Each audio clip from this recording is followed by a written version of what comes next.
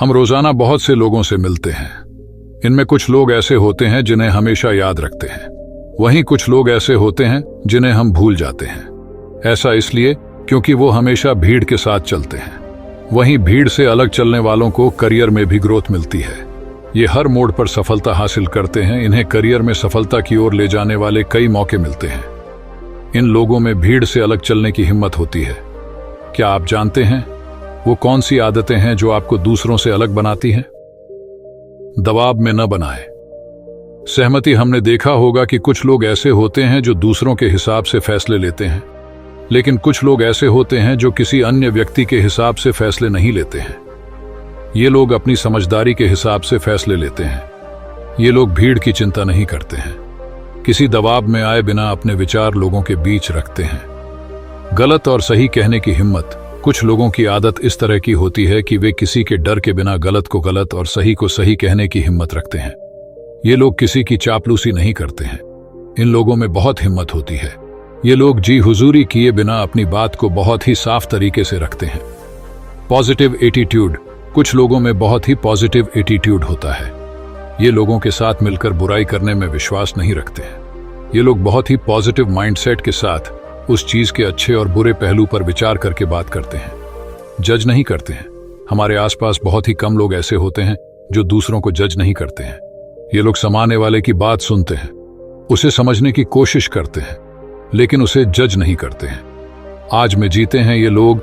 आज में जीना पसंद करते हैं। आज में रहकर हर काम को बेहतर बनाने की कोशिश करते हैं। ये लोग आने वाले कल और बीते हुए कल में जीना पसंद नहीं करते हैं।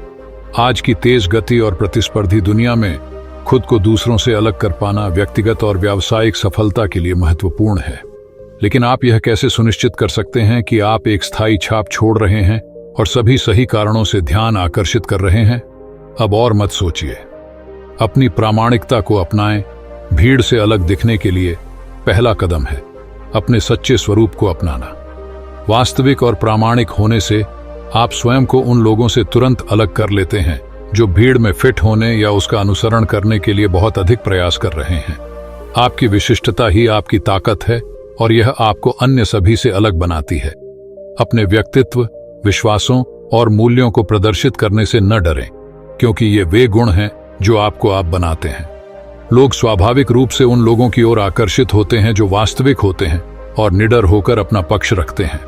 प्रामाणिकता के महत्व आपके व्यक्तिगत और व्यावसायिक जीवन पर इसके सकारात्मक प्रभावों और इसे कैसे विकसित किया जाए, इसकी गहरी समझ हासिल करने के लिए इस अंतर्दृष्टिपूर्ण लेख का अन्वेषण करें। यह व्यापक संसाधन आपको आवश्यक उपकरण और जानकारी प्रदान करेगा, जिससे आपको अपने वास्तविक स्वरूप को अपनाने और किसी भी स्थिति में अलग दिखने में मदद मिलेगी। सक्रिय रूप से सुनने की कला में निपुणता प्राप्त करें। भीड़ से अलग दिखने का एक निश्चित तरीका है एक असाधारण श्रोता बनना। ऐसी दुनिया में जहां लोग अक्सर अपने विचारों और चिंताओं में उलझे रहते हैं, किसी की बात को सचमुच सुनने से शक्तिशाली प्रभाव पड़ सकता है। सक्रिय रूप से सुनने में वक्ता पर पूरा ध्यान देना, उससे आंख से संपर्क बनाए रखना तथा विचारशील प्रश्न पूछना शामिल है, ताकि यह पता चले कि आप वास्तव में उसके दृष्टिकोण की परवाह करते हैं। इससे न केवल वक्ता को मूल्यवान और सम्मानित महसूस होता है, बल्कि आपको सार्थक संबंध बनाने में भी मदद मिलती है, जो आपको बाकी लोगों से अलग बनाता है। भावनात्मक बुद्धिमत्ता विकसित करें। भावनात्मक बुद्धिमत्ता EQ एक अमूल्य कौशल है जो आपको भीड़ से अलग दिखने में मदद कर सकता है।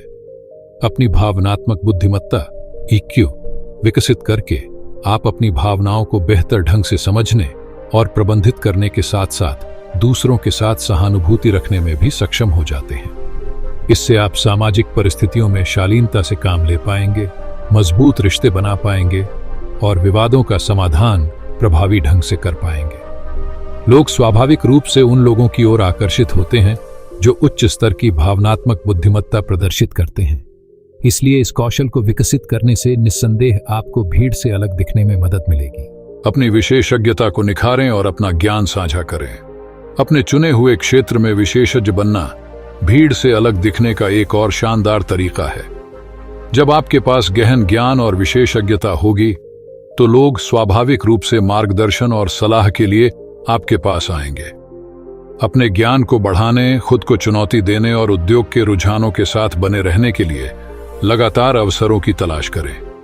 लेकिन यहीं तक सीमित न रहें। अपने ज्ञान और अंतर्दृष्टि को दूसरों के साथ साझा करें। खुद को एक मूल्यवान संसाधन और विचार नेता के रूप में स्थापित करें। इससे आपको पहचान और सम्मान प्राप्त करने में मदद मिलेगी, जो कि अलग दिखने के लिए आवश्यक है। विकास की मानसिकता अपनाएं। यदि आप भीड़ से अलग दिखना चाहते हैं तो विकास की मानसिकता अपनाना महत्वपूर्ण है। इसका अर्थ है चुनौतियों को स्वीकार करना, गलतियों से सीखना तथा स्वयं को बेहतर बनाने के लिए निरंतर प्रयास करना। इसके अतिरिक्त विकास की मानसिकता आपको नए कौशल सीखने, बाधाओं पर काबू पाने और अंततः अधिक सफलता प्राप्त करने में सक्षम बनाएगी। मौलिक दयालुता का अभ्यास करें। ऐसी दुनिया में जहां प्रायः स्वार्थ ही हावी रहता है, वहां मौलिक दयालुता का अभ्यास करने से आप सचमुच भीड़ से अलग नजर आ सकते हैं। इसका अर्थ है दूसरों की मदद करने के लिए हर संभव प्रयास करना, करुणा और सहानुभूति दिखाना तथा अपने आसपास के लोगों की भलाई के बारे में वास्तव में चिंता करना। पूरी तरह से तैयार रहें। भीड़ से अलग दिखने के लिए तैयारी महत्वपूर्ण है। चाहे नौकरी के लिए साक्षात्कार हो, प्रस्तुतिकरण हो या कोई सामाजिक कार्यक्रम हो, अच्छी तरह से तैयार होना आपकी प्रतिबद्धता, व्यावसायिकता और क्षमता को दर्शाता है। अपना शोध करें, अपने कौशल का अभ्यास करें और संभावित चुनौतियों का अनुमान लगाएं। असाधारण संचार कौशल विकसित करें। भीड़ से अलग दिखने के लिए प्रभावी संचार बहुत जरूरी है। अपने विचारों को स्पष्ट, संक्षिप्त और प्रेरक ढंग से व्यक्त करने की अपनी क्षमता को निखारने से आप दूसरों की नजरों में ज्यादा प्रभावशाली और यादगार बन जाएंगे। असाधारण संचार कौशल विकसित करने के लिए सक्रिय रूप से सुनने का अभ्यास करें, अपनी शारीरिक भाषा में सुधार करें और अपनी शब्दावली का विस्तार करें। इसके अतिरिक्त अपने लहजे पर ध्यान दें और अपनी संवाद शैली को विभिन्न स्थितियों और श्रोताओं के अनुरूप ढालें।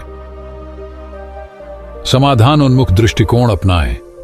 समाधान उन्मुख मानसिकता आपको भीड़ से अलग खड़ा करने में मदद कर सकती है, क्योंकि यह चुनौतियों का सामना करने और समस्याओं के अभिनव समाधान खोजने की आपकी क्षमता को प्रदर्शित करती है। दूर से ही अच्छा प्रभाव कैसे डालें? क्या आप रिमोट कोचिंग, प्रशिक्षण या परामर्श प्रदान करते हैं? आप कैसे बता सकते हैं कि आप अपने ग्राहकों पर अच्छा प्रभाव डाल रहे हैं, खासकर तब जब आप उनके साथ एक ही कमरे में न हों? वह आपको प्रभाव पैदा करने के लिए आवश्यक उपकरण प्रदान करेगी, जिससे आप और आपका व्यवसाय भीड़ से अलग नजर आएंगे और आपके ग्राहकों पर अच्छा प्रभाव पड़ेगा। बियांका की पृष्ठभूमि एक व्यवसाय रणनीतिकार और कैरियर विकास विशेषज्ञ के रूप में है। वह व्यक्तिगत संचार खुफिया में माहिर हैं और उनका कैरियर सोशल इंटेलिजेंस के अध्यक्ष के रूप में भी है, जो एक उपभोक्ता रिपोर्टिंग एजेंसी है। बियांका अपने क्षेत्र की विशेषज्ञ हैं। उन्होंने अपना व्यवसाय एक वक्ता और लिंक्डइन लर्नर के रूप में तब शुरू किया जब जिस कंपनी में वे काम करती हैं, वहां से उन्हें अपने अनुभव और विशेषज्ञता को ऑनलाइन व्यापक दर्शकों के साथ साझा करने के लिए संपर्क किया गया। बियांका ने पाया कि लोग उस विषय वस्तु में वास्तव में रुचि रखते थे जिस पर वह चर्चा कर रही थी और जिसके बारे में बात करना उन्हें अच्छा लगता था। उसने पाया कि लोग उसकी रुचि के क्षेत्र के बारे में अधिक सुनना चाहते थे और सीखना चाहते थे कि कमरे का स्वामित्व कैसे लिया जाए। इस एपिसोड में वह आपसे बात करेंगी कि कैसे एक बेहतरीन छाप छोड़ी जाए। सुनकर आप सीखेंगे, अच्छा प्रभाव मत बनाओ, बढ़िया प्रभाव बनाओ। एक अच्छा प्रभाव बनाने के तरीकों में से एक ये है कि आप जो कहते हैं उसे कैसे कहते हैं और बोलते समय आप कैसे दिखते हैं, इस बारे में सोचें। आप कभी भी अच्छी उपस्थिति नहीं पा सकते जब तक आप यह अभ्यास न कर लें कि आप कैसे सामने आएंगे। आपको अपनी आवाज के लहजे और वाक्य के जिस भाग को आप बोल रहे हैं उसके मोड़ के बारे में सोचने की जरूरत है।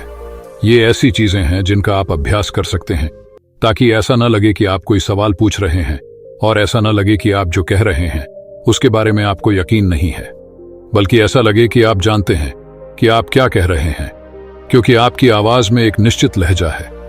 यह उस चीज में बदल जाता है जिसे लोग कार्यकारी उपस्थिति कहते हैं, लेकिन यह वास्तव में आपकी आवाज में आत्मविश्वास और अधिकार रखने पर निर्भर करता है। और यह ऐसी चीज है जिसके लिए आप प्रशिक्षण ले सकते हैं। क्या आप वाकई जानते हैं कि आलोचनात्मक सोच क्या है? आप इसे अपने व्यवसाय में कैसे लागू कर सकते हैं? और आलोचनात्मक सोच में आपको किन बाधाओं का सामना करना पड़ सकता है। बेकी सॉल्ट्जमैन अप्लाइड क्यूरियोसिटी लैब की संस्थापक और मुख्य क्यूरियोसिटी सीकर हैं तथा गुड थिंकिंग शो की होस्ट है। आज वे आपको बताएंगी कि आलोचनात्मक सोच में क्या बाधाएं हैं और आप उन पर कैसे काबू पा सकते हैं। बेकी एक अंतर्राष्ट्रीय वक्ता और बेस्ट सेलिंग लेखिका, content creator, online learning instructor, LinkedIn learning हैं। उन्होंने दुनिया भर के संगठनों और लाखों नेताओं को व्यावहारिक जिज्ञासा और आलोचनात्मक सोच की कला और विज्ञान को अनुकूलित निर्णय लेने में बदलने में मदद की है। रणनीतिक और आलोचनात्मक सोच, वे एक जैसे नहीं हैं, वे संबंधित हैं, बिल्कुल। लेकिन जब हम आलोचनात्मक सोच के बारे में बात करते हैं तो अप्लाइड क्यूरियोसिटी में हम वास्तव में इस बारे में बात कर रहे होते हैं कि सबक क्या सामने आए और हमने क्या फ्रेमर्स बनाए। इसीलिए आलोचनात्मक सोच सूचना की गुणवत्ता, प्रासंगिकता और वैधता का आकलन करने का एक उपकरण है। इसीलिए यह इस बात का निर्णय है कि आपको किस पर विश्वास करना है और क्या करना है, जबकि रणनीतिक सोच बाधाओं को दूर करने, समस्याओं को हल करने और लक्ष्यों को पूरा करने के लिए अंतर्दृष्टि और अवसरों को लागू करना है। उदाहरण के लिए, यदि आप 5 क्यों सुनते हैं तो आपको रणनीतिक सोच, मूल कारण विश्लेषण और लागत लाभ विश्लेषण के बारे में सोचना चाहिए।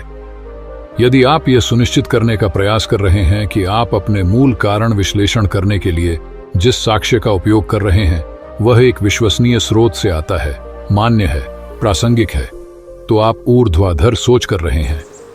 मैं इसे गुड थिंकिंग स्टूल के 3 पैर कहता हूं: रचनात्मक सोच, रणनीतिक सोच और आलोचनात्मक सोच।